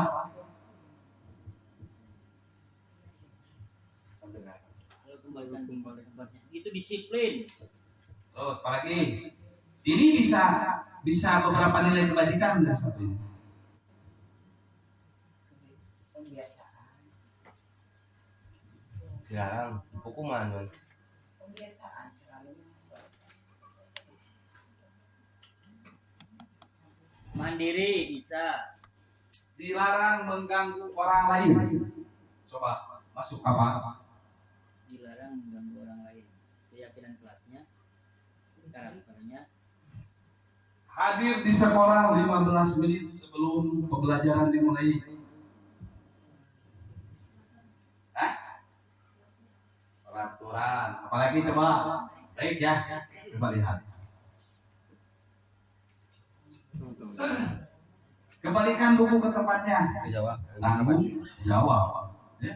Kan kita mengambil, dibalikan lagi berarti tanggung jawab. Dilarang mengganggu orang lain. Menghormati orang lain, artinya saling menghormati. Nah ini hadir di sekolah 15 menit sebelum pembelajaran dimulai. Menghormati orang lain atau berkomitmen. Disiplin masuk tidak? Masuk. Ya. Kenapa tidak ditulis panjang tuh? Terus dilarang melakukan kekerasan, keselamatan dan menghormati orang lain. Kapan keselamatan masuk? Karena kalau kekerasan ya pasti menerima korban. Ya. Dilarang menggunakan narkoba. Kesehatan. Bergantian atau menunggu giliran antri. Menghormati orang lain. Gunakan masker. Kesehatan. Jangan berlari ada di kelas atau koridor. Keselamatan. Disuruh batu. Lanjut. Nah ini tadi ya. Dalam membuat keyakinan kelas itu adalah mengganti kalimat negatif dengan positif. Ini contohnya. Ini hanya contoh saja. Jangan berlari di kelas atau koridor. Itu kan kalimat negatif. Karena kalimat negatif itu ada kalimat jangan, terus nanti dilarang, biasanya kan gitu. Nah diganti dengan berjalanlah di kelas atau koridor. Ini adalah kalimat positif. Supaya apa? Supaya si anak teh, jadi seotaknya jangan negatif terus, supaya positif pun. Nah ini nih, ada contoh keyakinan kelas. Nih, ini keyakinan kelas 1 misalkan contoh nih. Setiap anggota kelas perlu belajar.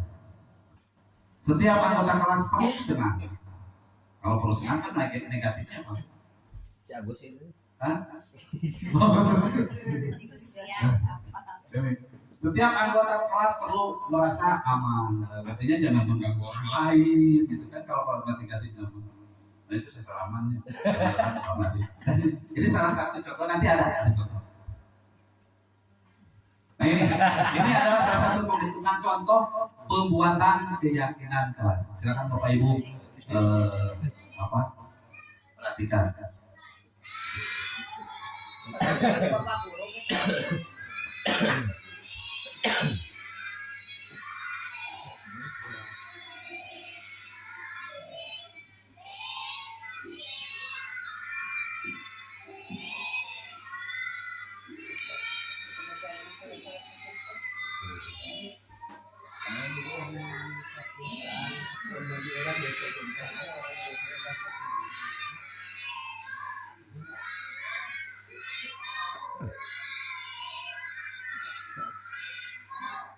Assalamualaikum warahmatullahi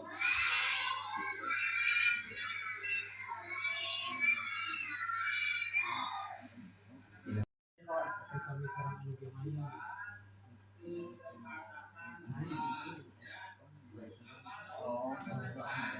Oke lah ya. Untuk ente.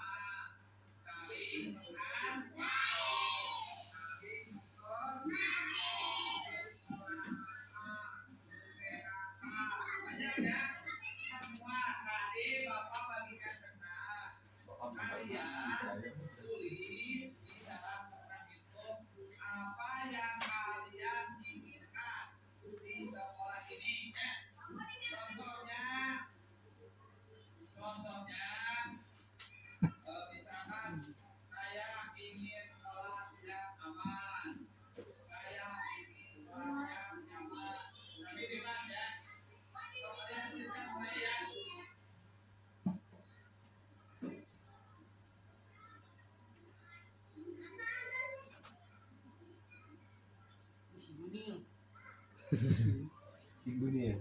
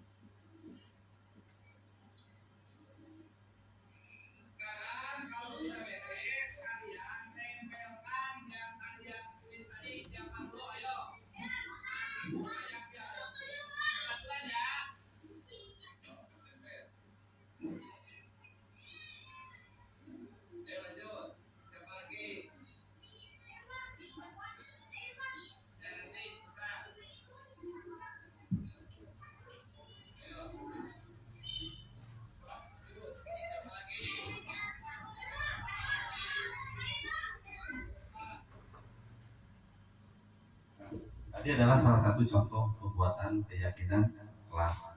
Nah, kita lanjut ke teori kebutuhan dasar manusia. Kebutuhan dasar manusia itu terdiri dari 5, yaitu bertahan hidup atau survival, kasih sayang dan rasa diterima oleh, kebebasan, freedom, kesenangan, fun, dan penguasaan atau power. Nah, ini yang akan kita pelajari itu adalah tentang bertahan.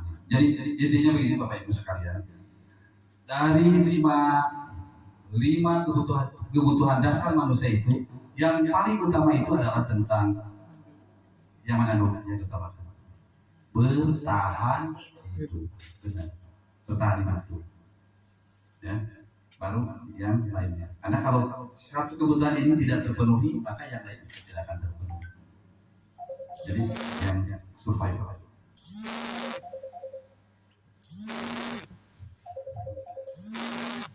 5 kebutuhan dasar manusia. Seluruh tindakan manusia memiliki tujuan tertentu. Semua yang kita lakukan adalah usaha terbaik kita untuk mendapatkan apa yang kita inginkan. Ketika kita mendapatkannya, apa yang kita inginkan, sebetulnya saat itu kita sedang memenuhi satu atau lebih dari satu kebutuhan dasar kita, yaitu kebutuhan untuk bertahan hidup, kasih sayang, kebebasan, kesenangan, dan penguasaan. Ketika seseorang murid melakukan suatu perbuatannya yang bertentangan dengan nilai-nilai kebajikan atau melanggar peraturan, hal itu sebenarnya dikarenakan mereka gagal memenuhi kebutuhan dasar mereka. Ya. Jadi ada alasannya kenapa murid ini begini selalu melakukan apa gitu. Itu sebenarnya ada yang gagal dalam memenuhi salah satu dari kelima kebutuhan ini. Ya. Lanjut. Nah, kebutuhan bertahan hidup adalah kebutuhan yang bersifat fisiologis atau bertahan hidup, misalnya kesehatan, rumah, dan makanan.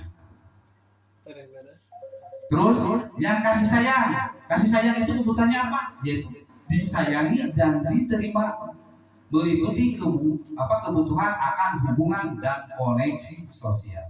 Artinya kalau anak mah biasanya hayang punya teman, itu masuk dalam kebutuhan kasih sayang atau diperhatikan. Ya, nanti saya jelaskan satu-satu. Ada penguasaan. Kalau penguasaan itu menjadi kompeten, menjadi terampil, diakui atas prestasi dan keterampilannya. Itu adalah penguasaan. Kebebasan adalah ini kebutuhan untuk bebas, ada kebutuhan akan kemandirian, otonomi, memiliki pilihan dan mampu mengendalikan arah hidup seseorang. Terus kesenangan itu adalah kebutuhan untuk mencari kesenangan, bermain, tertawa, itu adalah kesenangan. Kalau untuk anak SD ya. Lanjut. Nah di sini sebenarnya ini sangat menarik, saya coba isi. Jadi untuk mengetahui posisi kita ada di mana, sudah yang terpenuhinya di poin mana, yang belum di poin mana. Ada linting poin ini. Nah misalkan ini harusnya diisi sih, tapi langsung.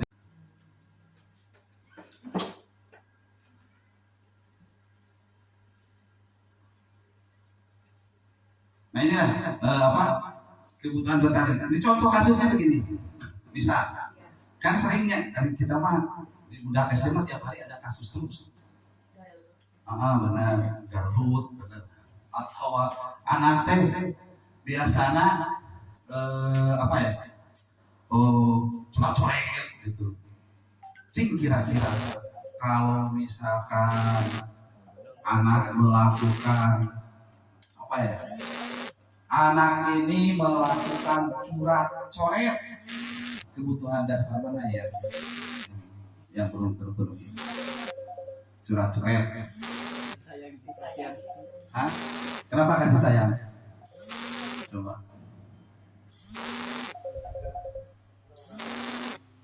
Coret kelas gitu. Kira-kira apa? Hah? Coba lihat di sini, yaitu kebutuhan kasih sayang karena kurang perhatian. Jadi kan di anak itu melakukan coret-coret kan ingin diperhatikan oleh orang lain. Ya? Atau ada kasusnya begini, si Ali, dia mencuri makanan, ada jawabannya begini. Atau mencuri duit atau apa? Bisa dijawab. Atau mencuri makanan. Ketika kita tanya begini jawabannya di sana. Ketika mencuri makanan, Bu, kenapa kamu mencuri? Kan gitu pertanyaannya. Si anak menjawabnya begini, Bu, saya karena belum makan dari rumah. Kira-kira kebutuhan apa yang belum terpenuhi? Kebutuhan bertahan hidup karena lapar. Ya. Tapi ada lagi jawabannya begini, kasusnya sama. Bu, kenapa kamu melakukan? Bu atau Bapak, saya bosan makanan di rumah mah. Kira-kira masuk ke mana? Artinya kebutuhan apa yang belum? Sayang. Saya bosan Pak. Kasih sayang, makanan ada. Cuman caranya gak diperhatikan oleh orang tuanya. Kebebasan. Kenapa kebebasan? Kan milih. Bosan itu pengen punya kebebasan. Itu contohnya. Dengan kasus yang sama. Kalau orang tuanya mampunya teri atau asin atau goreng, sebenarnya anaknya bikin chicken kuah. Nah, itu juga kebebasan karena anak tidak tahu seperti apa kondisi orang tua. Ya. Harus ada anak Iya betul. Anak kedudukannya harus tahu. Jangankan anak, ini berlaku untuk semua tingkatan guru. Seperti tadi ya, kebebasan, Karena naspan. dasar, kan begitu. Ya. Atau gini jawabannya teh, Bu, dicuri teh si anaknya suka menangis. Apa yang belum terpenuhinya? Kesenangan. Resep orang batur kan. Terus, nah itu adalah apa?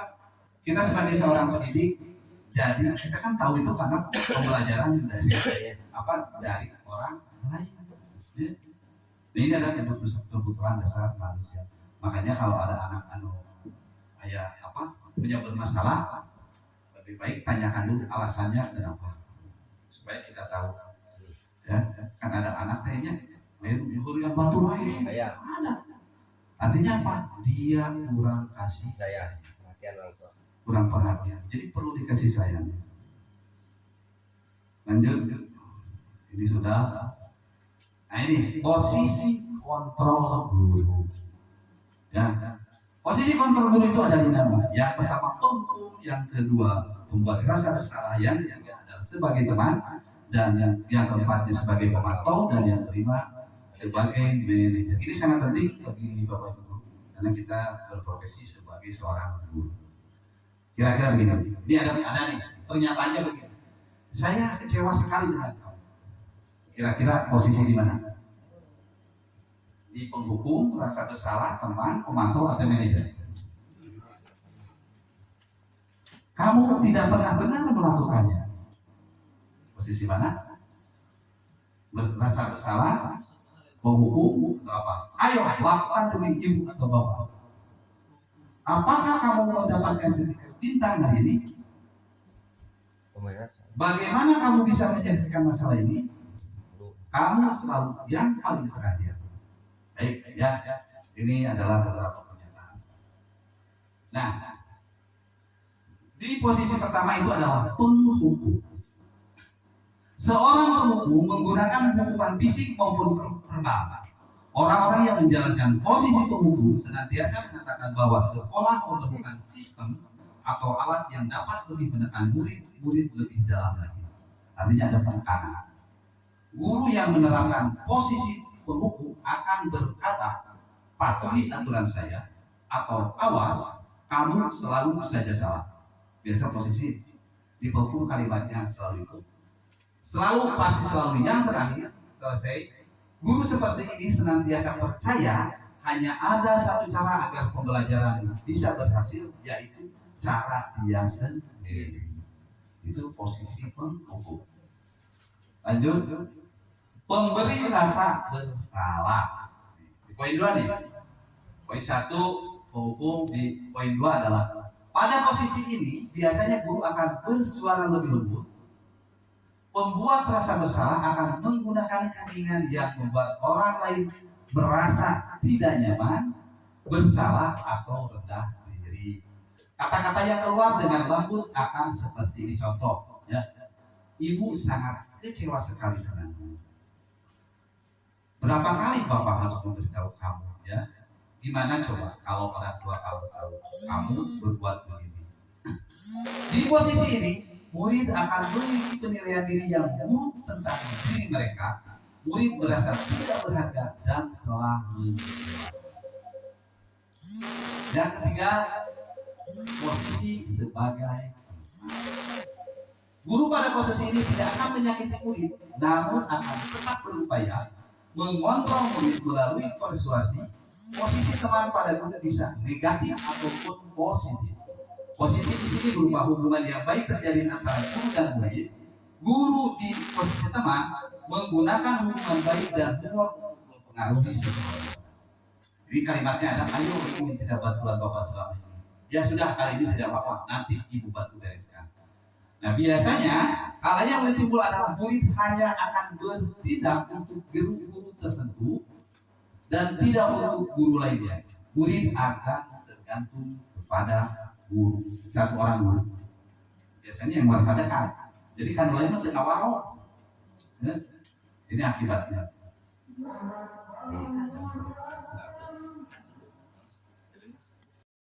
Posisi keempat adalah pemantau. Pemantau artinya mengawasi atau mengawasi. Pada saat kita mengawasi, kita bertanggung jawab atas perilaku orang-orang yang kita awasi. Posisi pemantau berdasarkan peraturan-peraturan dan konsekuensi dengan menggunakan sanksi atau konsekuensi. Kita dapat memisahkan hubungan pribadi kita dengan murid sebagai seorang yang menjalankan posisi pemantau. Ini ada contoh-contoh pertanyaannya, yaitu peraturannya apa yang telah kamu lakukan, sanksi atau konsekuensinya apa. Di sini di posisi pemantau sendiri berawal dari teori stimulus respons yang menunjukkan tanggung jawab guru dalam mengontrol murid dan di pemantau. Terus selanjutnya posisi manajer. Posisi di mana guru berbuat sesuatu bersama dengan murid, mempersilahkan murid mempertanggungjawabkan perilakunya, mendukung murid agar menemukan solusi atas permasalahannya. Seorang manajer telah memiliki keterampilan di posisi teman maupun pemantau. Dengan demikian, bisa jadi di waktu-waktu tertentu kembali kepada kedua posisi tersebut bila diperlukan. Di manajer ini bisa jadi teman, bisa juga jadi pemantau. Ini ada beberapa contoh pertanyaan. Apakah kamu meyakininya? Jika kamu meyakininya, apakah kamu bersedia memperbaikinya? Nah, tugas seorang manajer bukan mengatur perilaku seseorang, tetapi membimbing murid untuk dapat mengatur dirinya sendiri. Seorang manajer bukan memisahkan murid dari kelompoknya, tetapi mengembalikan murid tersebut ke kelompoknya dengan lebih baik dan kuat. Itu di posisi manajer. Pertanyaannya, di posisi manakah kita sekarang? Penghukum, bersalah, teman, pemantau atau manajer? Selama ini kita telah menerapkan di posisi mana ketika ada seorang anak berbuat kesalahan.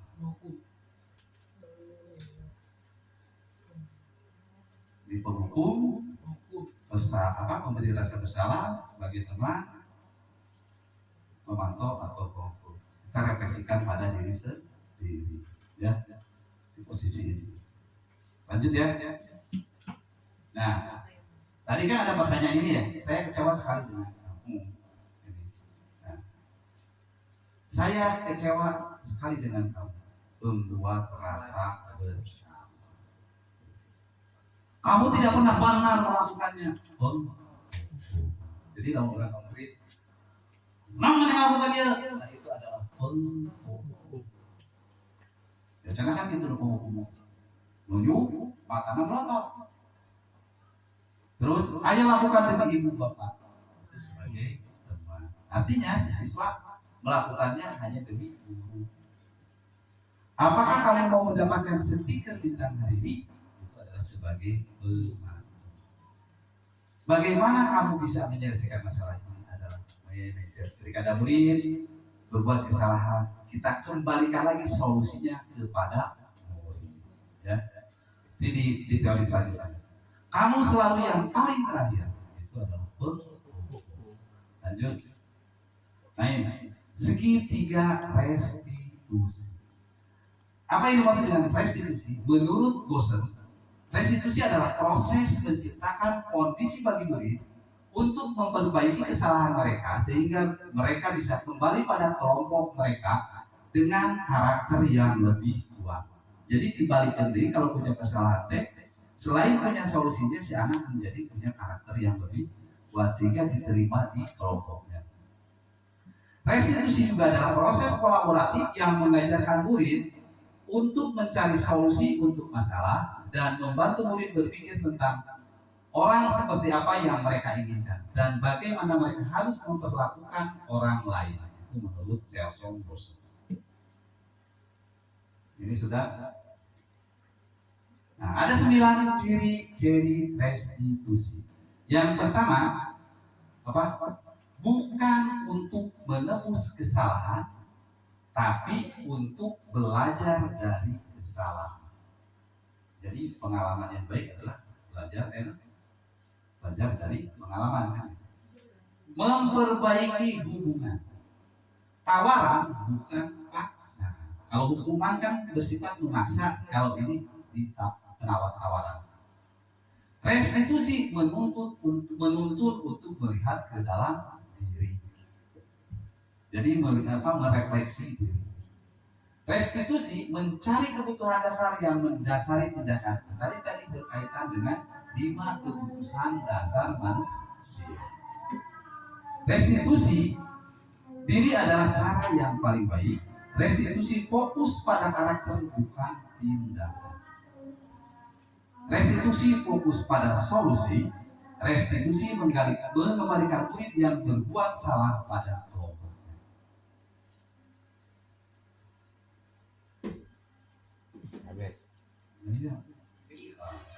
Ini contoh penyelesaian restitusi.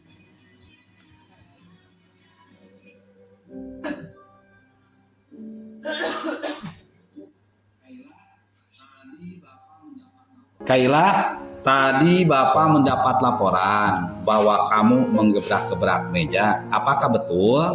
Betul. Kenapa? Karena saya terpancing emosi.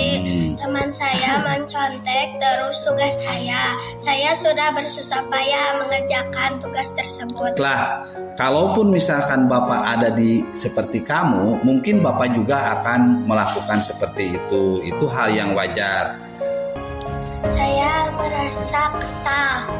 Kesalnya kenapa? Karena kalau saya sudah mengerjakan tugas, teman saya selalu menconteknya. Oh begitu ya. Ya Bapak sangat menghargai sikap kamu ya yang seperti itu. Karena tidak memperlakukan hal-hal yang lebih buruk lagi.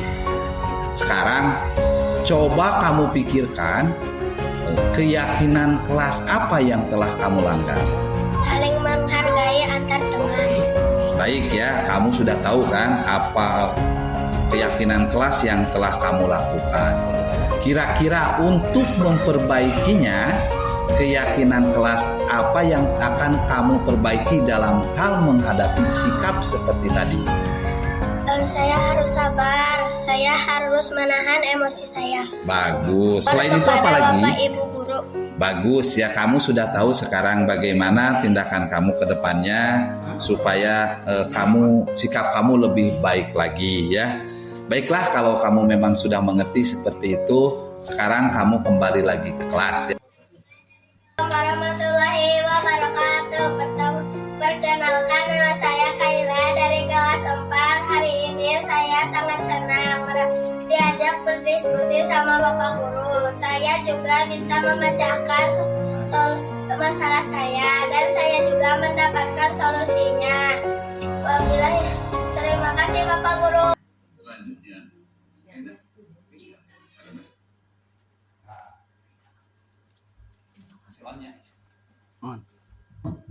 Baik, itu adalah contoh tentang pendekatan restitusi, segitiga restitusi. Jadi di segitiga restitusi, kenapa segitiga restitusi? Di sini ada 3 tindakan. Yang pertama, menstabilkan identitas. Yang kedua, validasi tindakan yang salah. Dan yang ketiga adalah menanyakan keyakinan.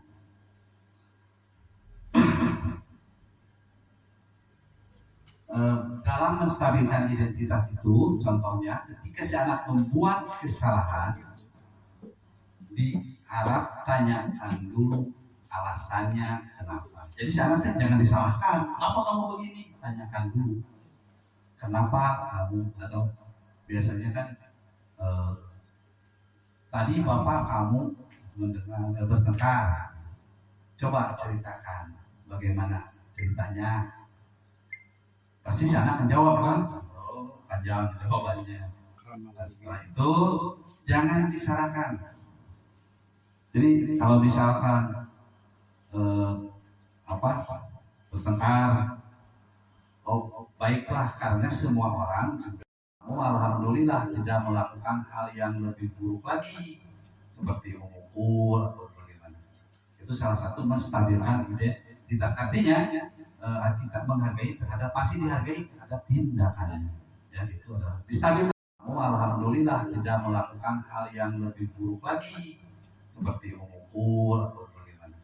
Itu salah satu menstabilkan identitas. Artinya kita menghargai terhadap, pasti dihargai terhadap tindakannya. Ya, itu adalah distabilkan dulu si anak. Jadi nanti setelah stabil kan merasa dekat, akhirnya akan terbuka. Terus nanti kita tanyakan lagi, apa tindakan yang salah, tindakan identitas yang salah. Apa alasan kamu sampai berbuat seperti itu? Nanti juga si anak bakal menjawab kalau jelas si anak itu berdasarkan pengalaman. Nah, yang terakhir adalah menanyakan keyakinan. Menanyakan keyakinan. Kira-kira kalau kamu seperti contoh tadi, marah-marah, menggebrak-gebrak meja, kira-kira kamu telah melanggar keyakinan kelas apa yang telah kita sepakati. Nanti kan si anak berpikir, oh, gebrak-gebrak meja enggak berarti mengganggu orang lain, artinya tidak menghargai orang lain. Ya, itu contohnya. Kalau sudah ketahuan, sudah tahu nih apa yang dilanggarnya, nah pemecahan masalahnya Pak, kita jangan berikan solusinya, dia yang harus menyelesaikan, mempunyai solusi. Bagaimana caranya? Yaitu dengan cara, kalau misalkan kamu sudah tahu keyakinan kelas apa yang telah kamu lakukan, yang telah kamu langgar. Sana kan terus kita lanjutkan lagi pertanyaannya, pasti menjawab. Ya. Kira-kira kalau sampai terjadi lagi kejadian tersebut, apa yang akan kamu lakukan? Nanti kan si anak pasti menjawab. Kalau terjadi lagi, apa yang akan kamu lakukan? Apakah akan ngegebrak-gebrak meja deui, marah-marah deui? Nanti timbul jawaban si anak. Dan biasanya kan si anak mungkin ada, Pak, saya akan lebih bersabar. tidak akan melakukannya lagi. Tapi kalau terjadi lagi seperti itu lagi, apa yang akan kamu lakukan? Kita tekankan lagi. Ada penekanan, maksudnya supaya timbul, atau nanti pasti jawab lagi, saya akan melaporkannya pada guru, kan seperti itu. Jadi timbulnya solusinya bukan dari kita, tapi dari diri sendiri. Nanti kita tanyakan lagi, yakinkan lagi, apakah itu kata siapa, atau itu disuruh siapa? Atau misalkan saya akan berjanji kepada Pak Guru, Bapak nggak berjanji, tapi kamu yang harus melakukannya. Bapak nggak butuh janji.